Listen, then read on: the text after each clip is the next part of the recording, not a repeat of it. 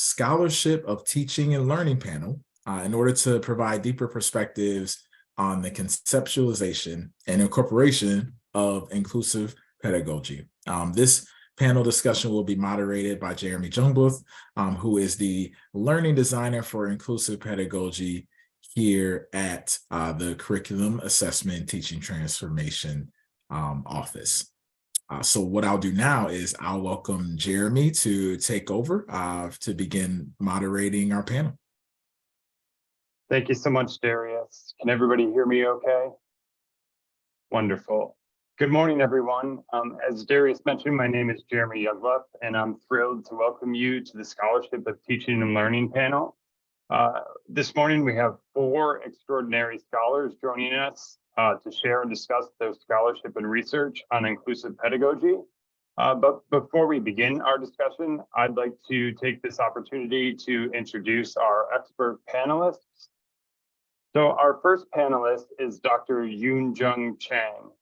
She is an assistant professor in the Department of Learning and Instruction in the Graduate School of Education at the University at Buffalo, holding a PhD in learning, design, and technology, and being trained as a learning scientist and instructional technologist.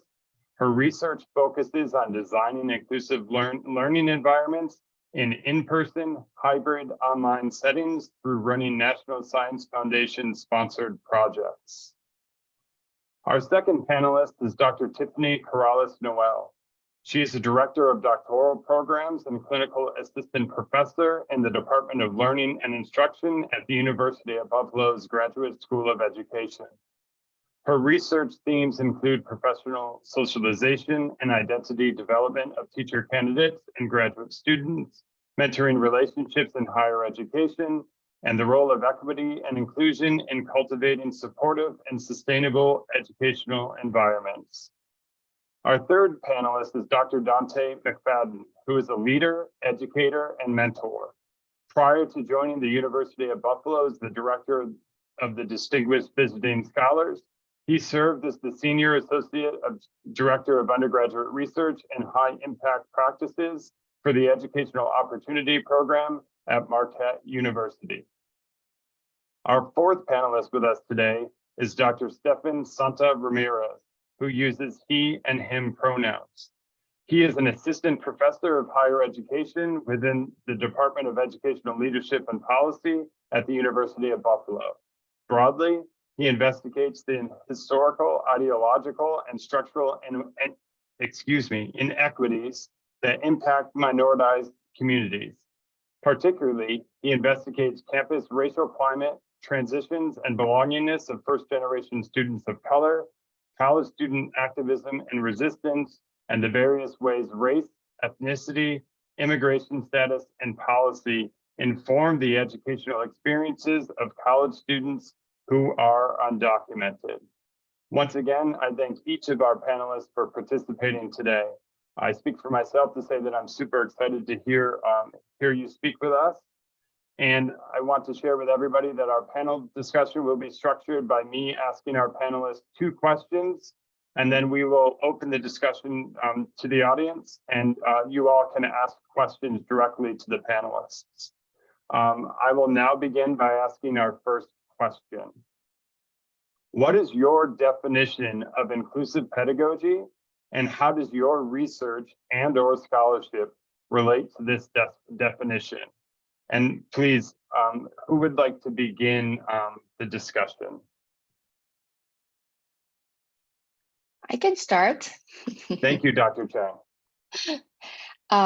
Okay, so I define inclusive pedagogy as a learner-centered instruction strategist that recognizes every learner with his or her individual value to create equitable and inclusive learning environments. I have instruction technology background and also trained as learning sciences. So using cognitive psychology theories or research-validated design principles and framework, we are the people researching how to design learning environments, including your classrooms or courses or professional development workshops and so on, any types of learning environments to be more effective for learners as well as for instructors. So I'm particularly interested in designing learner-centered and equitable and inclusive learning environments in higher education settings with or without technologies. Because technologies, although my expertise in instruction technology, I don't believe technology can solve everything. It does not solve any instruction challenges sometimes if it is not used systematically and with the help of a systematic design or research supported evidences. So for example, like online courses, we saw so many cases when pandemic happened, in-person instructors try to just simply transfer their in-person courses into online learning environments, but that doesn't work that well. So with this background and my passion in designing inclusive learning environments, I have three research strengths. One is designing equitable and collaborative learning environments by redesigning college large classroom settings, large meanings with the students with 100 or 200, 300, because in that large classroom settings, often marginalized students or individually different learners' learning needs are overlooked or ignored. And providing diversity-focused professional development to teachers and instructors, that's my second research strand. And most recently, I have focused on designing inclusive online learning environments, which you will see the link to participate in the survey at the end of this conference as well. So this is to like really summarize my three different research strengths within the inclusive pedagogy and with my inclusive pedagogy definition. Thank you so much. I can go next. Thank you, So, Doug. sure. Thank you very much for having me. And I would say my definition of inclusive pedagogy um, centers on a couple of aspects. One is not only getting students to, it's a student-centered approach, not only get them to learn the canon, but also learning how to expand the canon and possibly subvert the canon. And then secondly, I'd say learning to diversify teaching styles based on what is the most effective way to engage students. I come from a humanities background. My PhD is in English with an emphasis on film studies. And I've taught a lot of writing intensive course within and outside of media studies. And for me, I think when I think of inclusive pedagogy, it's been quite a progression for me.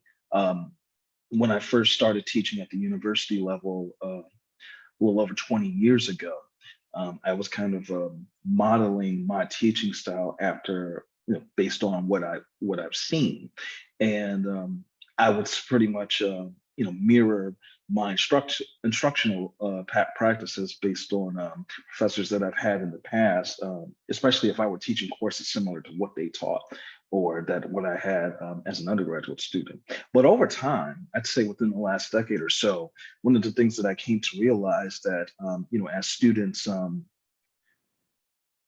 levels of engagement and approaches to engaging material were changing, I realized that it had to be more of a guiding approach with students, with regards to if I'm giving them all of these writing assignments, how can I develop these low stakes grading assignments to get them to develop, to cultivate their own writing style and to cultivate their voice in terms of developing a critical look at certain at the content, whether we're talking about cinema, whether we're talking about other kinds of media, whether we're talking about literary texts or scholarly texts, so on and so forth. In terms of how it relates to my scholarship and research, I think that my teaching style and how I try to engage students in teaching mirrors the topic of my own dissertation, which was on the filmmaker Charles Burnett. He's a Black filmmaker who was born in Mississippi around World War II, and he and his family moved to Los Angeles at an early age. And my dissertation was looking at his how his cinematic and storytelling strategies were to magnify the lives of Black working class men in South Los Angeles following the Watts unrest of 1965, as the landscape was changing in terms of available jobs and how that affected the culture of the region. How were Black men responding to that, for better or for worse? And what's really essential about my pedagogical strategy to what I explored with Burnett is that he was part of a collective of film students known as the Los Angeles School of Black Filmmakers, or the LA Rebellion, and they were part of a larger collective of diverse student body who were part of a recruitment effort to diversify the campus at UCLA in the late 60s. And I think one of the things that I try to convey in my dissertation is, as Charles Burnett and his colleagues were pretty much learning about the history of film throughout North America and Europe, they were trying to not only make films that reflected the lives of the communities that they came from, but they were also finding effective ways to combat portrayals of people who weren't white, throughout the history of American cinema and aspects of European cinema as well. And they were also trying to infuse their own knowledge of cinemas that their professors hadn't known. We're talking 1960s, 1970s. You see a burgeoning of African and Latin American cinema, and then cinema in the Asian countries as well. And so not only were they demonstrating their own knowledge of the history of film from the turn of the 20th century to, at this point, the late 1960s, but they were also showing what was happening now. And so to bring it back to inclusive pedagogy, it's, as someone who's a scholar instructor, it's really about creating the space for students not only to learn what I hope that for them to learn in class, but also giving them the latitude to produce new knowledge that I may not be aware of.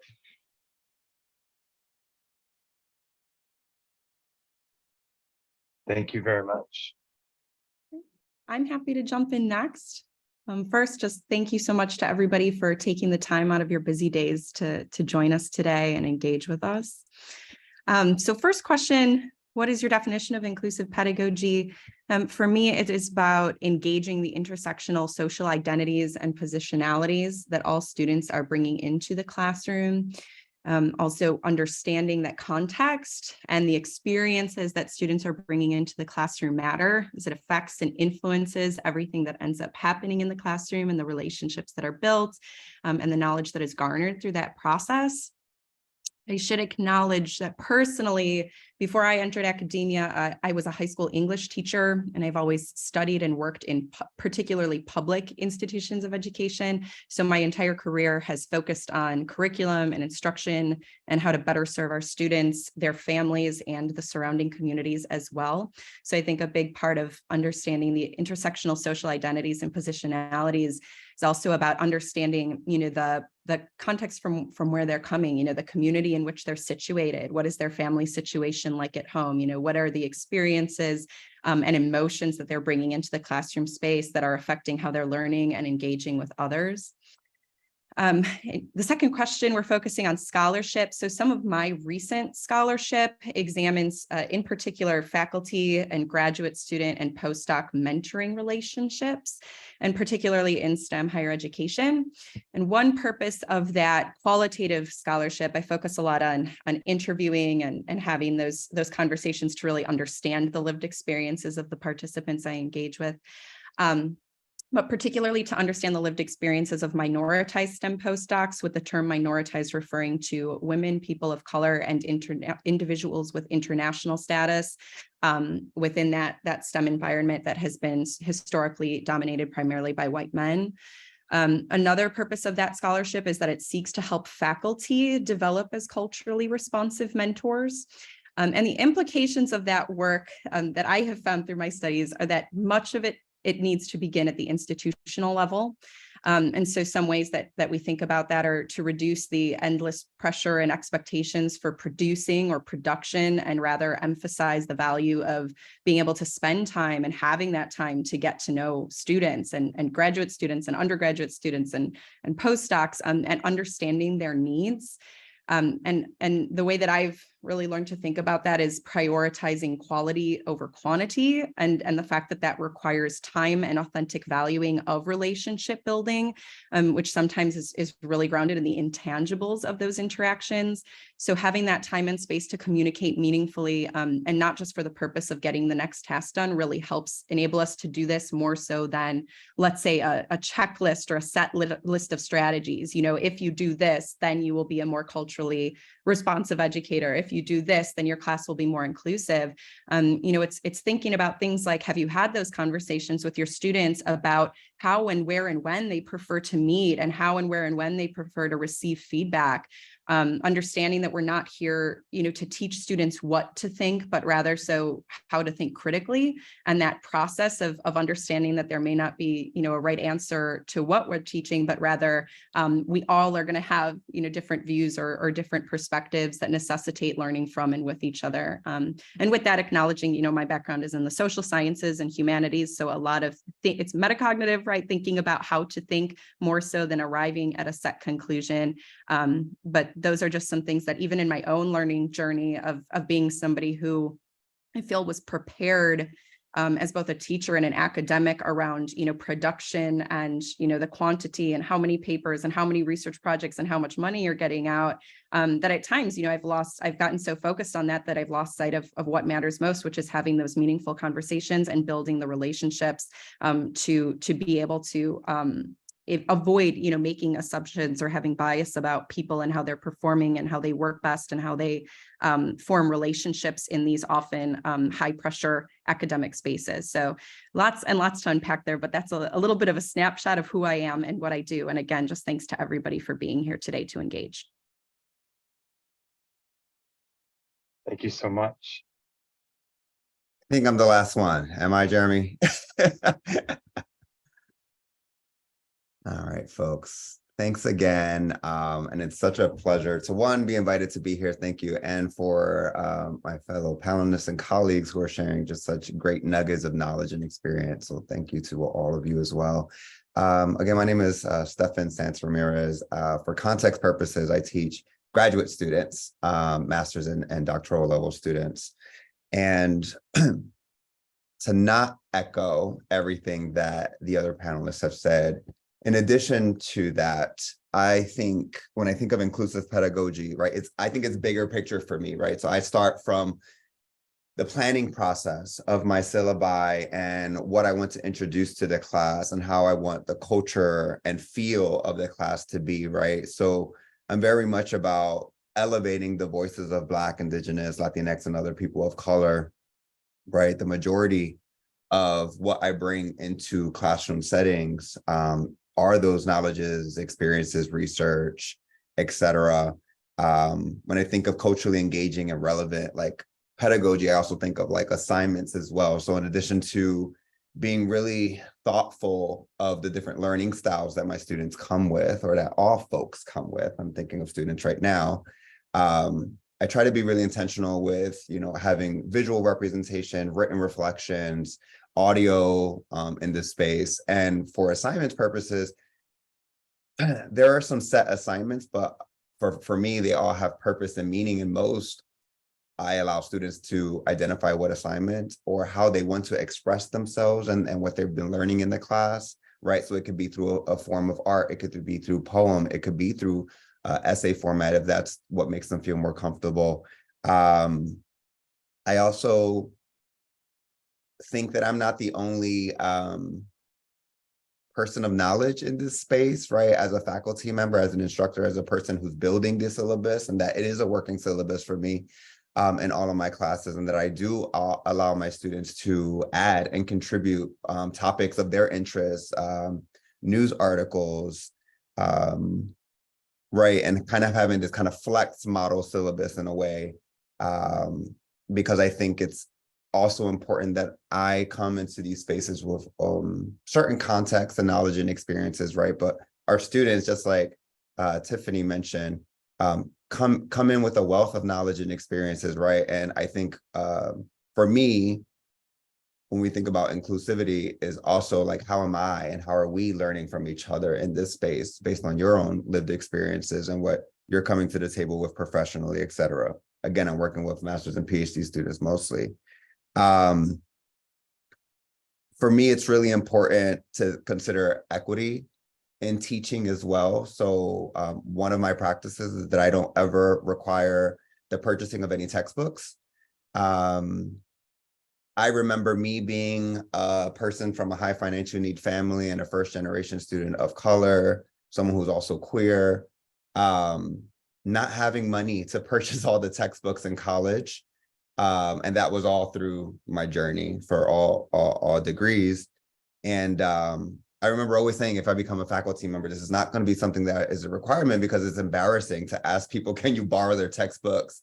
Can you scan, or can I, you know, after you read that chapter, can I read it? And for some folks it worked, but for a lot of folks that don't have the financial means, I don't think it's appropriate, and it could be uncomfortable for folks. So anyway, I provide all of the readings, I upload, I share texts and things of that nature. And that's something that's really important for me. So I think inclusivity is like big picture, right? And how you're designing the class, whose voices are being represented, who's being left out of the conversations.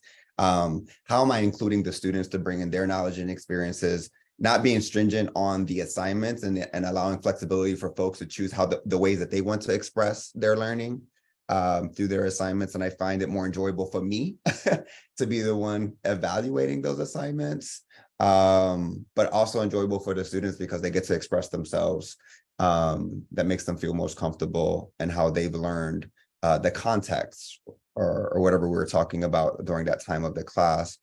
And also, you know, thinking of just other ways of learning, and sometimes being critical of myself and my own training in teaching and learning, right? And you know, I didn't personally really experience a lot of kind of storytelling or like indigenous ways of knowing and teaching. So that's something that I myself, as a lifelong learner, I'm always reading, learning about, talking to other scholars about it, especially those who align within those identity groups like indigenous folk. And then incorporating that into my classrooms too, as someone who enjoys storytelling and knows that a lot of folk, especially indigenous and other people of color, express themselves via stories. I try to make sure I include storytelling in the curriculum, in the assignments, and in the ways that we process the content of what we're talking about in those classes. So I'll stop there for this question, at least. Thank you, Jeremy. Thank you so much to each of you. I have so many follow-up questions, but I need to resist from asking those questions. So I'm going to move on to the second question, which is, how may an instructor apply your research and or scholarship in the classroom? So some of you had mentioned teaching methods or approaches and learning strategies, assessment strategies. I know that there was a question in the chat, and Tiffany had mentioned a particular framework, culturally responsive teaching. So if you could expound on that a little bit, how you can apply the research and scholarship in the classroom itself. And please, anybody can jump in.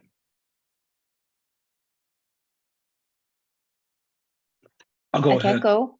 Oh, okay, Dante, you go first. Sure. Dr. Cynthia Ramirez had mentioned his pedagogical approach by incorporating writing and by incorporating visual presentations of the content. As someone who primarily teaches media studies, you know, that's pretty much a similar approach that I've taken, usually opening the class with a free writing prompt.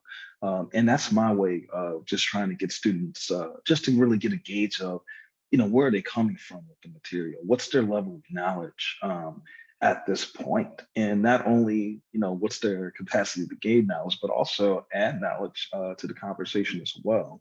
And I think that really shines through when they do final projects, whether they're doing final in-class presentations, or within the last couple of years, just doing like presentations like this, or you know, in their final papers as well. In terms of, so, you know, just wanted to, you know, share that, and you know, thanks for you know, sharing those pedagogical strategies. In addition to that, you know, in terms of how my research or scholarship can be applied, in the classroom. I think there's a few standpoints to consider. With the filmmaker that I studied, Charles Burnett. So some of you may be familiar with titles such as To Sleep with Anger, or that starred Danny Glover, or The Glass Shield that starred Ice Cube, or Killer of Sheep. Depending on your level of engagement with various kinds of cinema.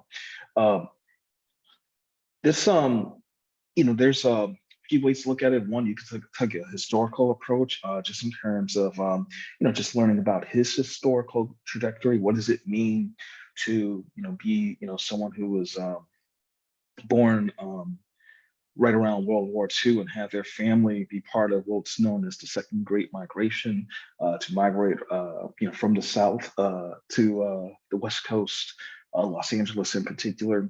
How does his personal observations of being in this urban landscape, but also having this cultural memory from the South, how do they merge in terms of how people invite that knowledge, and then also how people try to exclude that knowledge, simply wanting to embrace the more quote unquote urban identity as opposed to the quote unquote rural identity that's from identified with a resistant past. And there's also the incorporation of folklore or tradition. What does that mean when you think of not only cinematic storytelling, but also just overall Black cultural production, or if you want to expand it to BIPOC cultural production.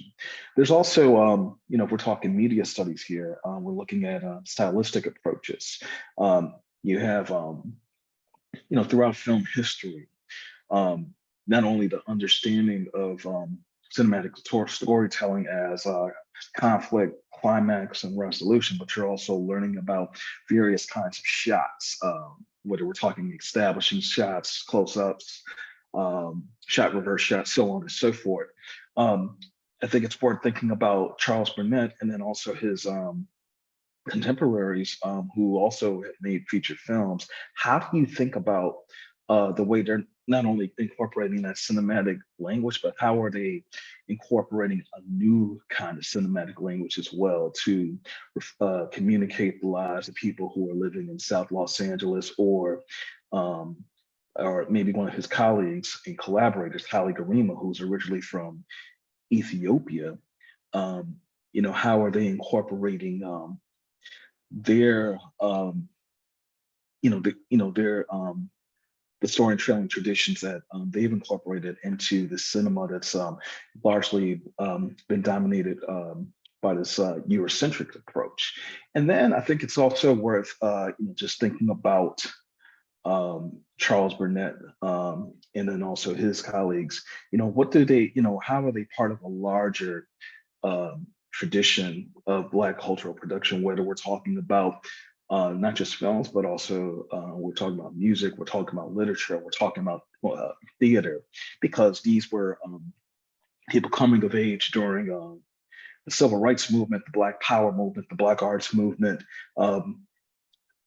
You hear a lot about literature, you hear a lot about music during that time, you hear a lot about theater about that during that time, but during that particular period, film is quite underwritten. It's not until people are more familiar with the films, particularly centering Black characters with the Blaxploitation era, so to speak. And this was something that Burnett and his colleagues were pushing back against. So, those are just three examples of how my particular research and scholarship can be incorporated into the classroom from a thematic standpoint. And then I would say, it's also important to think about, particular clips from films, other material. And then in addition to that, what are some, spaces that you can create for students to, respond to either in a free writing prompt or just any kind of question that you pose about how do they make sense of the material, and what does this material remind them of? Like, what's their closest reference point to what's being presented? So I'll stop there. Thank you. Dr. Chang? Yes, thank you, Dante. I think Stefan described a little bit of the pedagogical approach and Dante's approach. There are lots of like similarities between mine. So I just want to add a little bit of that because, as I mentioned, my expertise are related to providing specific instruction strategies. So first one is related to understanding who you are teaching. So my suggestion is to start your course or class with running a simple needs assessment survey to your learners. So for me, every semester, just using Google, Google Form or Qualtrics, any terms or in pen and pencil in paper base, just ask to your students who they are. And maybe you can ask their preferred name to be called, or even you can ask like what they want to share with you about their identity. And in terms of learning, I usually ask to my students about their prior learning experiences about the subject area that they are learning in my course, or their prior experiences related to learning in that subject that you're teaching in the course. Or if you're teaching online, you can simply ask them, is this your first time, or how many times have you learned through online settings, kind of questions. By doing so, you can just have general overview about your students, and you can tailor your syllabus easily or your instruction styles easily with the help of their responses. And second suggestion is related to what Stefan and Dante mentioned. They're what we call universal design principles. And based on that universal design principles, they are actually suggesting having some multiple options for students to submit their final projects or their learning outcomes. So you may want to consider asking for students to submit their final project items, for example. It's commonly used for the writing format. But nowadays, students have a lot of various experiences in creating multimedia resources as well. So it may not be able to apply to all of the subject areas that you're teaching, but consider giving them an option that if they want to produce their learning outcome through the production YouTube video, that's fine, as long as that includes what you're expecting to see as their learning outcomes, or even TikTok, or what else out there that younger generation prefers to use to produce their identity-based learning outcomes with the help of multimedia resources. As long as you can provide them a rubric, how you will assess their outcomes, that will work. So some students would prefer a verbal presentation that can go with your rubric, as long as you can see what they learned from your courses. The third suggestion is related to collaborative learning or group work or teamwork. From my research, I saw so many cases that instructors try to use group work or team-based work because that would enhance student learning. We believe that. But in case of large classroom settings, for example, or if you have students coming from diverse population or different personal backgrounds, sometimes from the starting point of making a group, that marginalize those marginalized population or marginalized students. Because with their cultural background or differences, or sometimes because of their linguistic barriers, student usually don't want to work with them. So I saw so many cases from my research, they were kind of straight out from even at the starting point of grouping.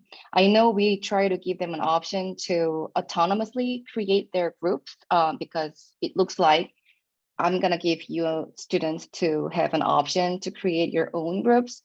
But sometimes for marginalized population or marginalized students, that's the beginning point that they are struggling with involving in group work. So, and I just want to say everyone that group work doesn't guarantee their learning performances if it is not systematically designed with careful thoughts on grouping and helping or supporting their learning processes during the group work.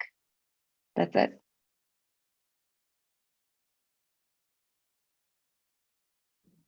Thank you. Thanks, everybody. So I'm happy to jump in again and share a little bit about some approaches. So I'd mentioned before, that for me, it's really important to, instead of thinking about there's all of these different ways that we can engage students, ways that we can assess students. And I certainly, for having taught for a long time, have a lot of those ideas. But I really like to flip the script and engage with my students and learn more about like how do you prefer to be assessed? How do you prefer to demonstrate your knowledge?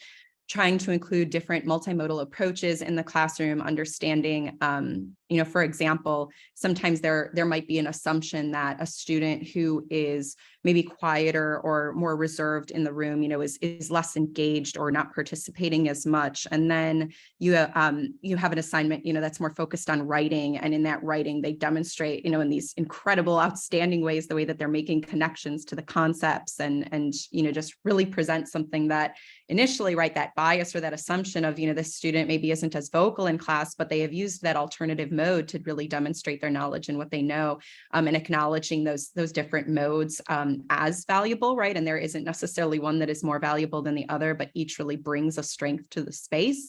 And so when I learn a little bit more about, my students and how they prefer to engage and demonstrate that knowledge, I think back to some of the points that my colleagues here have shared. It's about embedding that into the design of the course, into the syllabus. And even when you share that syllabus and show that you've taken the time to authentically embed those experiences, even just the message that it sends to students to say that this instructor cares, this instructor takes the time to think about the fact that, hey, I'm a little bit more reserved in the classroom space, but I'm just as engaged as maybe the students who are speaking more, right? And then it's also that opportunity to say, okay, we see that there's great strength, in this area, and students are going to bring all of the diversity of those strengths, but how then we can reinforce some of those great strengths, but then also identify areas where maybe we can coach, and skill up our students in being more comfortable to speak their mind in that space. But that also comes from a foundation of trust, and that desire and willingness to share, because they feel that it is an environment that's going to respect their pluralism of perspective.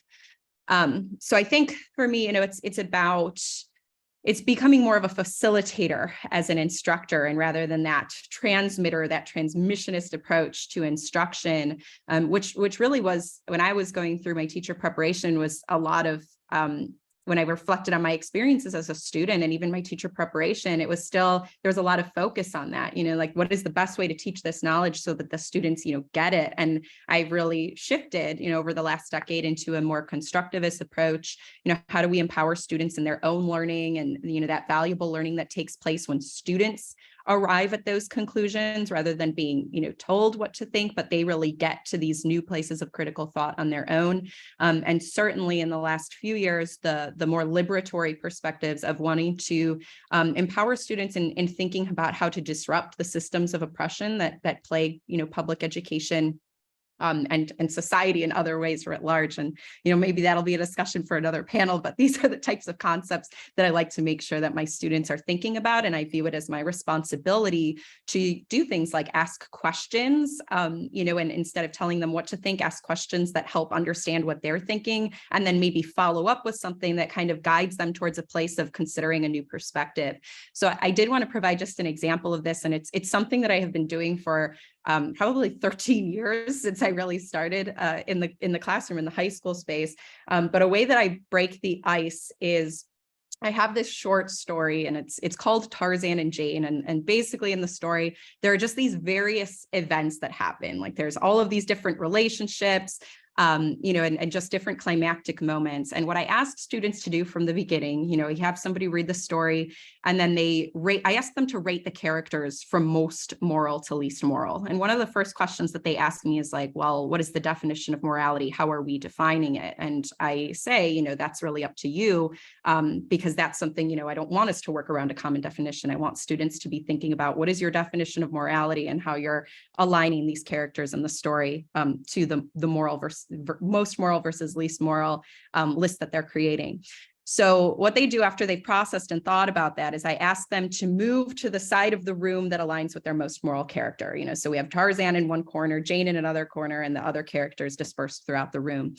And throughout this time, most of the students are thinking, this is to figure out, we want to get to a solution of, who is the most moral and who is the least moral. because I kind of set it up trying to have them think that that's really what it's about. But the point of the exercise is really not to get caught up in who or what is moral, and not about what to think or trying to find some sort of solution, but rather to observe that process of students interpreting the story information differently and how they're filling in the missing context from the story in their minds in ways that are influenced by their social identities and experiences. So what I love about this as an instructor is even from that day one or week one of the class, I kind of get a sense for, my students and what they value and how they think about the world and how they engage with other students, to even just to kind of look at some of their behavior. A lot of it is in the semiotics, in addition to what it is that they're saying. So after all the discussion and debate, we kind of ask questions. Why did you stand where you stood? Maybe try to respectfully dialogue with each other about the different perspectives. And what I have them do then is say, okay, now, move to a different side of the room. Has your perspective on the morality of the characters changed? And so then you'll see, usually at least a few, and in some cases, quite a few students will move around to different parts of the room. And then they really can understand, it was once I heard that other person's perspective, it really changed the way that I was thinking. And that's really what I'm trying to cultivate, is that we stay open and open-minded to those different perspectives in the room. And just kind of like a practical example of how I inspire them to think more critically. So that has been something, like I said, I've been using it for over a decade at this point. So it is a tried and true method, at least in my classrooms. And regarding how I apply the findings of my scholarship on mentoring to my practice. So I think just some things that, it's kind of like, I think about it like the butterfly effect metaphor, where it's like all of these seemingly little things lead to a bigger impact. So others, have mentioned, just spending that time talking, right? To just understand the individuals that you're working with and the funds of knowledge that they bring into the space. I try to be a graduate faculty advisor that students know they can depend on. So sometimes in professional development exercises, you're asked that question, what is one word, that describes you, and then one word that you want other people to use to describe you. And I usually find myself gravitating towards things like reliable or dependable. So I really value being responsive and a responsive mentor. So I know, even if it's going to take a little bit of time for me to schedule a meeting or provide feedback on something, I try to let students know, right? Just so that they know I'm in communication with them. They are seen, they're heard, I'm acknowledging.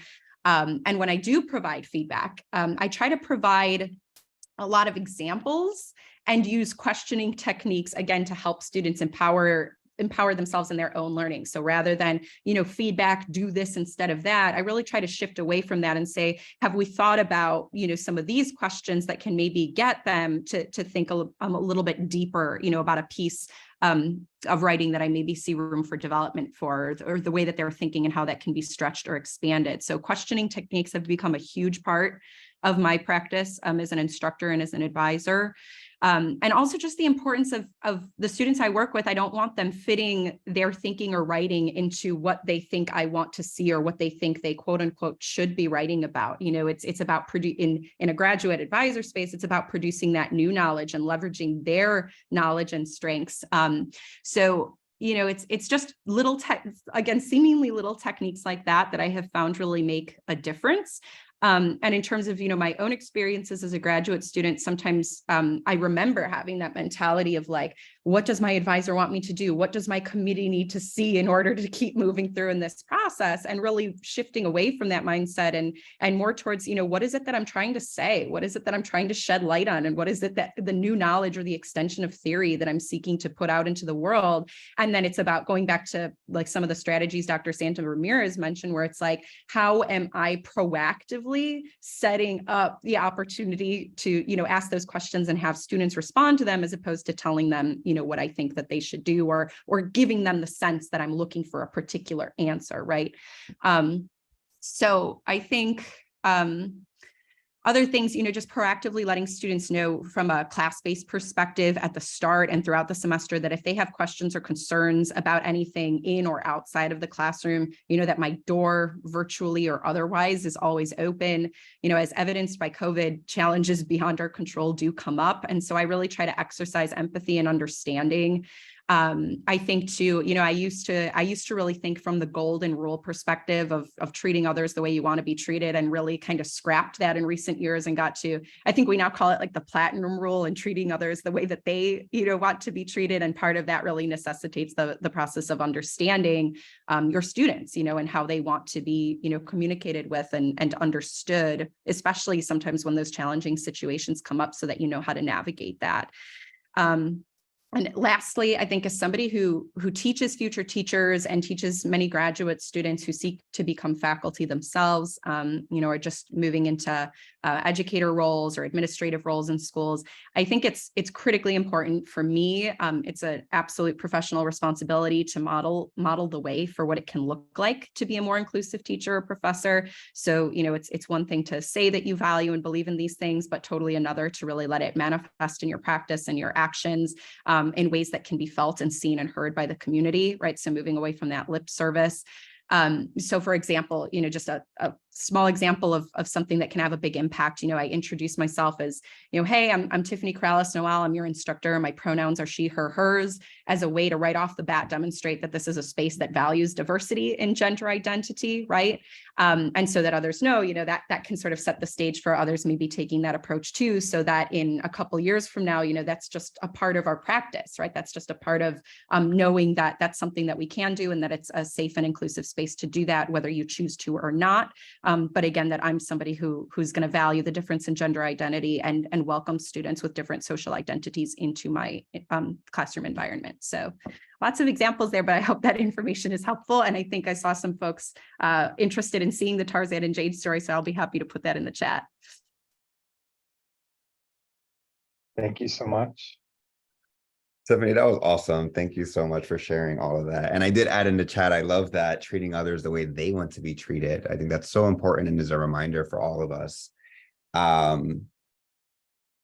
Awesome. So I think, for my work, I don't necessarily do research on teaching and learning and pedagogical practices and things of that nature. However, I was invited to do an article for a special issue in a journal on university teaching and learning. And I'm writing that article about my experiences teaching during COVID online amidst multiple pandemics, right? So the global health pandemic, COVID-19, but also like racial unjust that we've experienced, that we're currently always experiencing, unfortunately. But anyway, and centering a critical theory of love. Someone mentioned in the chat this ethic of love from MLK, right? And in this paper, I centered how I really proactively just tried to humanize myself, but also my students during this very these turbulent times that we were going through / still are going through, and the impact that it had on me, but also my students, that I looked at them as people first, students second, right? Something that I would say, if we're offering kind of recommendations or suggestions, and these are also reminders to myself as I say them out loud, is to continue learning, right? I mean, we're here to learn as well in this space, so this is great. I think professional development is always helpful. I also think sometimes we learn in very white ideologist ways of teaching and learning, and I think sometimes we need to dismantle that ourselves, try to unlearn some of those maybe oppressive learning practices, and then shift into something that is more culturally engaging, that is more appropriate for diverse learners, folks with various learning disabilities, etc. I think it's important, again, to include folks that are doing critical and asset-based work, and utilizing those type of frameworks when working alongside different communities, especially those who are minoritized. Something that I do in the start of every class, every semester when I'm teaching, is asking students what are their expectations of the course, writing it down so I am constantly going back to it throughout the semester. I also ask them, what is their expectation of me, right? Because I can't just assume what they want or what kind of instructor they're hoping to get out of me, right? So it's important for me to get that feedback early on. That way I can work towards meeting those expectations. if appropriate. And also it gives me an opportunity to share what my expectations are of them as learners, as co-learners, as co-teachers in this space. Again, being intentional with like the modalities and incorporating visuals, audios, written, critical reflections, right? I know for many folks, they do case studies, right? I incorporate some case studies into some of my classes. Something that I've been actively trying to work on, that's why I'm saying it out loud too, is sending videos and case studies or any kind of reading assignments in advance and not introduce it for the first time during the class, because there are students that need extra time to read and process what they're reading and or watching and or hearing. So that's something that I've actively been trying to work on too, and remembering to do, to cater more to all students, but some particular students. And I think as an instructor at the university level, like we always say in our syllabus or maybe out loud to our students, you know, you have to go to the XYZ Disability Resource Center, right? Or the Office of Students with Disabilities, and get like a formal thing. I say it because I have to, but I also tell my students, you don't need to, for me at least. Like, you could just tell me what you need from me. If you need extra time, if you need this, if you need me to send you stuff in advance, and I will work with you, right? Again, similar to what Dr. Corrales-Noel said, kind of meeting the students where they are and treating them the way they want to be treated, to be treated, right? Which also I think aligns with their learning styles. I don't necessarily need a note from the Office of Students with Disabilities to make accommodations for you. I would just make the accommodation for you. That's a personal choice, right? I think something that could be a good practice too is allowing students to choose their own deadlines for assignments. So maybe we can have like a bracket kind of like between December 1 and December 15th, but allowing the students themselves to give the date that they want to submit it within those 2-week time period. That's something that I have not done yet, but that's something that I am planning to implement in the fall semester. I'm not teaching the spring semester, but in the fall semester, once I get back into the classroom. And I think something that's really important to me and in regards to my pedagogical practice, and I would suggest that other folks do it if you're not already doing it, is to humanize yourself in the space too, right? I think when I'm always actively working towards being the instructor that I didn't have, right? And I never had an instructor that I could relate to on a more personal level, or someone that shared just things about themselves outside of just like being the professor or the teacher. Right. So I am very transparent, similar to, again, what Dr. Corrales-Noel said, and that she introduces her pronouns. She introduces a little bit about herself. I do from day one. I'm like, this is who I am. These are some of my identities, my salient identities. You know, I'm a queer person that was very poor for a lot of years in my life. And I'm pretty transparent with my students. And I feel like me humanizing myself and sharing a bit about myself and allowing them to see me as just more than an instructor or a teacher or a professor, and someone that maybe has it all together, allowing them to see that I don't have it all together, right? And it hasn't always been easy, and that's okay, right? For me, I'm really big on mentoring too, right? Or at least paying it forward to folk who are going through the journey, and allowing myself to be liberated in those spaces allows other folks to feel comfortable enough to share a little bit about themselves with me, and or in different class or group settings. And for me, that's a win, right? Because I didn't have that. And I feel like if I had that growing up, there would probably be more pleasant classroom experiences, getting to know faculty on a human level and allowing them to get to know me on a human level outside of just my student identity. So I try to do that as much as possible as well. All right. Pause. That's it for that. I know we need some time for question and answer. No worries. Thank you so much to each of you for taking the time to answer both of those questions. As Dr. Santa Ramirez mentioned, we'll move into the question and answer part of this panel discussion. And I'm looking at the chat and there's many questions. I was just going through those questions quite quickly. But if you do have additional questions, please place those in the chat. And in a moment, feel free to, as Darius had mentioned at the start of this, at the start of the conference, you can raise your hand and you can then unmute yourself and ask a question directly if you would prefer to do that. But I think a question that I see here that has come up a couple of times is, and I'll read it, it's from Leslie. It says, I can see clearly how these strategies will work in my smaller classes, but I'm struggling to find how this can translate to large. And she mentioned specifically her science-based courses. And she asks, is there research or best practices for this context? Any suggestions from the panelists in regards to applying some of the great strategies that you've shared this morning with us to larger classes? I think it depends on the space in which these large courses are in. Prior to coming to UB,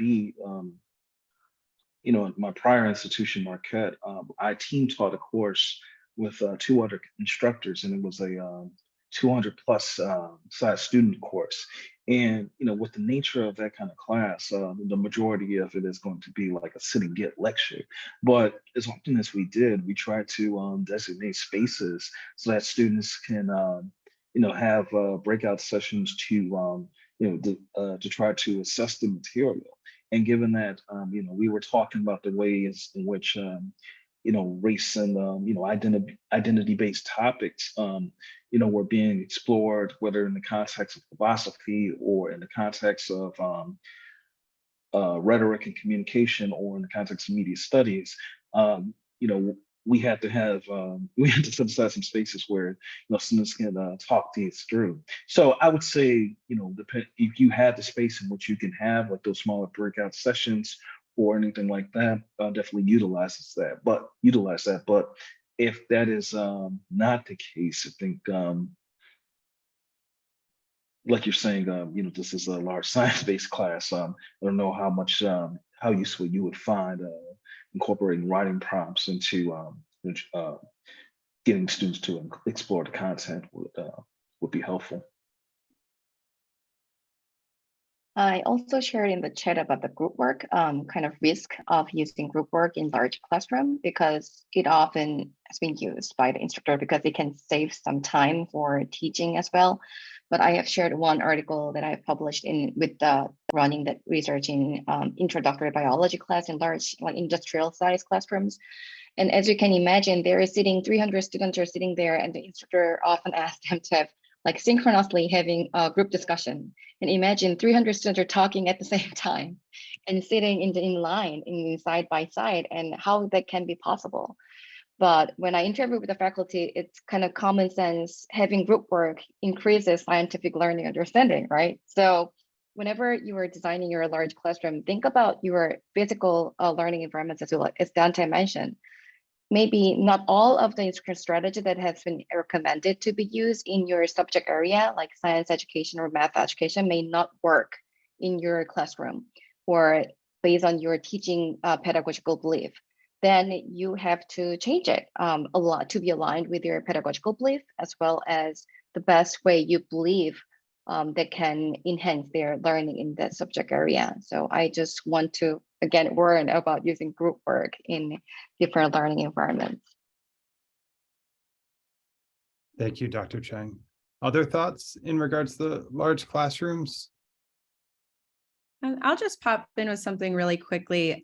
For me, I've been spending a lot of time teaching online, really, in some of the programs that I teach are primarily online, which has a lot to do with that. But I think something that, just like the value of those breakout room spaces that you can have with a large class and being able to float between and not trying to necessarily replicate what could be done in a smaller classroom space, where you have different groups of students working together and you're kind of checking in with them here and there. But in that large classroom space where it can feel like, how do I get to know 300 students who are in this lecture hall?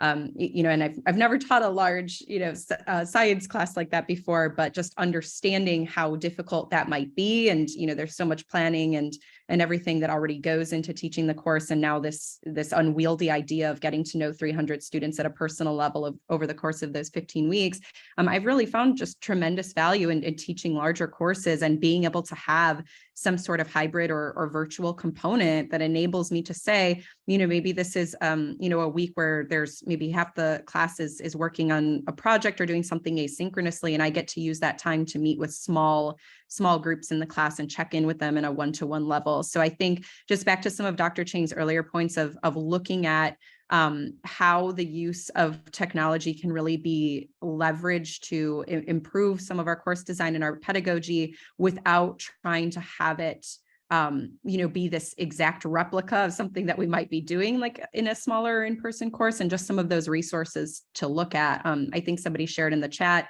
the repository that University of Michigan has with some of these strategies. And so, probably, a different webinar or panel to maybe attend, but to just learn more about how, we have this power of technology now to leverage in ways that can maybe help us teach those courses in more personalized ways, or ways that don't feel like, you walk into a classroom of 300 students and it would be unmanageable to have all of these great humanistic approaches come through in our instruction. So I don't necessarily have like, this is the exact answer and this is how you do it, but just something to consider if that's something that you maybe haven't explored as much in the past, or, had to do so in response to a pandemic emergency that you didn't really have that time to really learn from what scholars have found and proven to be more, effective methods that can maybe be adapted to your context. So just some other ways to consider that. Thank you. And I think that connects into the technology question that was placed into the chat. And Dr. Chang, I know that you had replied to that, but I think if some folks that aren't reading the chat will benefit from this question. I know that there's been a lot of share about student autonomy, student choice of assignments and deadlines and things like this as an inclusive practice. And Dr. Chang, in regards to the technology, you had mentioned, students being able to create TikTok videos or creating YouTube videos. And there's concern about student privacy in regards to, having the opportunity to be able to show or demonstrate their learning utilizing those applications. Could you touch upon how instructors can overcome that concern and maybe hopefully ensure student privacy? Thank you. Sure. As I shared briefly in the chat, and thank you so much for the great question, Dave. I usually introduce the concerns of safety or privacy when I offer those different types of projects to students. So whenever they're creating something, you can create a guideline format or protocol that they can follow, so that students in all age level can understand fully about their responsibilities or safety issues and privacy issues as well, before they're generating their videos or their contents. For example, for graduate courses, whenever I'm asking my students to publish something on the website, I could see they sometimes bring other images that are not shareable in their website post, but that's completely can be illegal things that you can just like copy and paste others images. So like that, in advance to the project that I'm adding those concerns about that you need to use your own images or the images coming from Creative Commons, for example. And if a student doesn't have any ideas of the privacy issues, I think that's a very important thing that we need to introduce to our students to understand ethical issues and copyright issues, particularly for the students in nowadays who are really into generating their own content. Thank you so much. This is a question to all of you. It comes from Michael Kaisi. It says, "Thank you to all the panelists. I teach introductory ancient Greek, a subject which makes significant intellectual demands and rightly or wrongly has the reputation of being about as white, traditional, and establishment aligned as it gets. I make every effort not to teach it in that way, but I have consistent struggles in retaining students in general, but students of color in particular. Can any of you suggest strategies to retain students from underrepresented backgrounds and make them feel more at home and safe in such a course? I think the best response I have comes from a thematic standpoint, and it's really it really comes down to just thinking about you know as you teach about Greek antiquity, and in what ways does it correspond with other societies, and what we're talking about, indigenous societies, African societies, Asian societies. um, how is it that the development of languages and culture within those societies, how do they mirror what you're trying to teach within ancient Greek societies. This is and I think just finding not only that, but also finding how contemporary examples can inform the engagement of the content that you're teaching the students, if you find that helpful.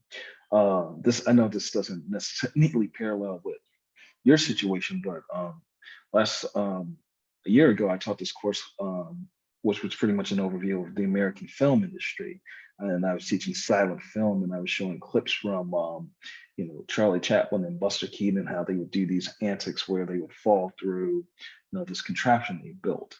And what I did was show them clips of those silent films, and then also show them a clip of the film that was out at the time, Jackass Forever, to show even in this particular contemporary context, you still have the same kind of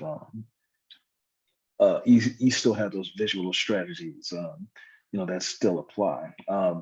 Like I said, it's not a neat parallel to what you're teaching, and I hope it's not trivialization of what you're trying to get across, but I hope that's helpful.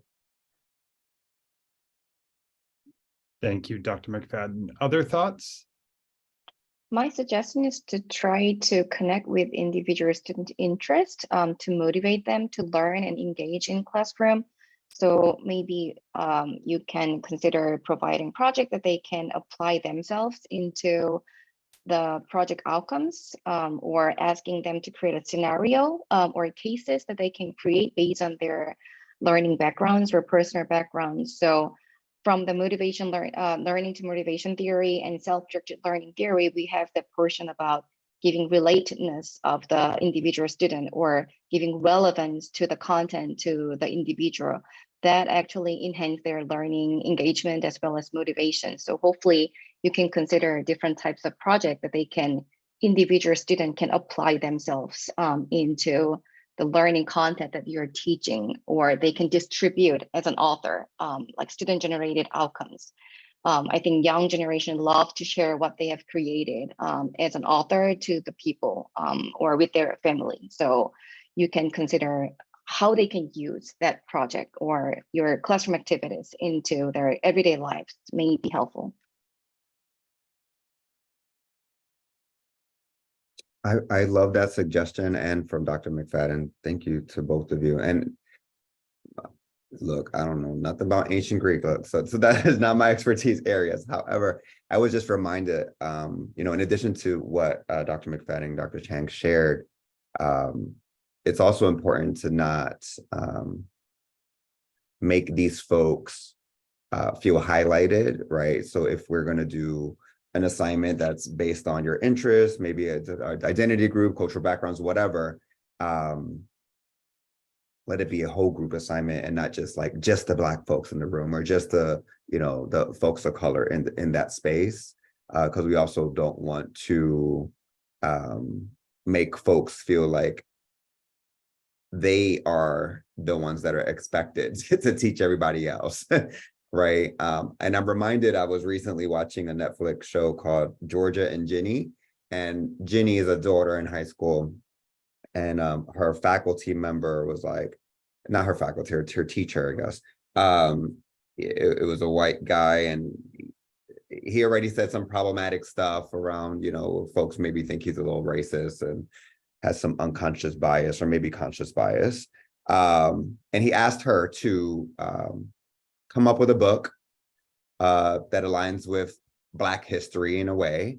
And she was kind of challenged because she was the only student who was asked, as a mixed race Black girl, was asked to do that assignment. So then she brought a book after being conflicted if she wanted to do it or not. And then he asked her to lead a discussion in class, right? So I'm not saying that folks are doing it in this space, but I think sometimes it's easier to ask certain people like, oh, do you want to do this additional assignment, or do you want to bring this to class? If it's not going to be if it's not going to be an assignment for the whole class to partake in and learn from each other, I wouldn't try to make folks feel like that they're there to teach the class, right? And that's just a reminder for all of us that it has to be a whole group assignment and not just one person or just the people of color that are there to teach folk about whatever.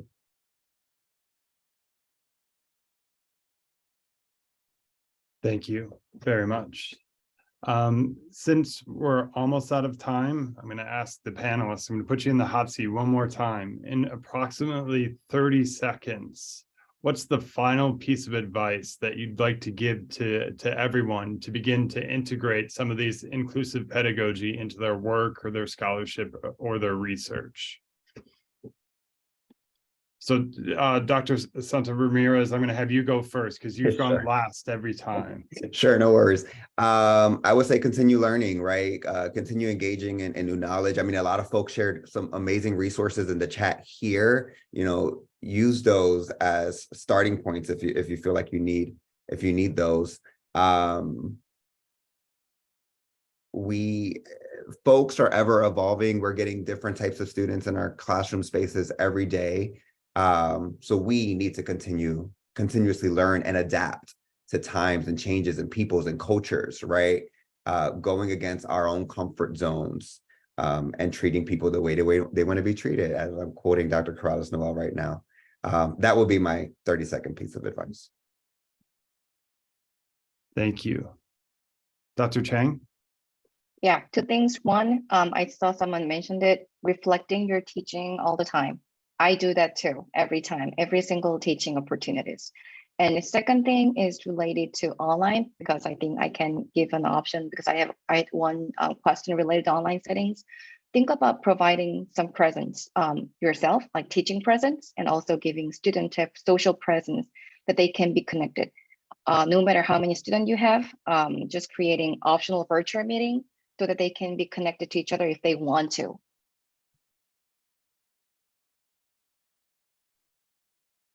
Thank you. Go ahead, Dr. McFadden. Sorry about that. I would say that as you're having students fulfill the expectations of what's to be learned in the class, always create those avenues for them to not just consume knowledge, but also produce knowledge as well, in the capacity of just bringing their own experiences into the learning space without them also having to bear the burden of having to, be the representative or be the expert or be the teacher, as Dr. Santa Ramirez had mentioned before. So it's always creating those smooth avenues. So for that level of engagement. Thank you so much. I want to express my sincere appreciation to Dr. Chang, Dr. Corrales-Noel. I don't know if she was able to make it back on. I know that she had mentioned that she was having some connectivity issues, but thank you very much. Dr. McFadden and Dr. Santa Ramirez for your participation in today's panel. We truly appreciate you taking the time to share your research and scholarship, as well as practical strategies. And your expertise in how we can integrate these practical strategies to design and build more equitable and inclusive learning environments. So thank you so much for your time this morning with us. And I'm going to pass the next part of the program off to the MCs. Thank you very much, everyone.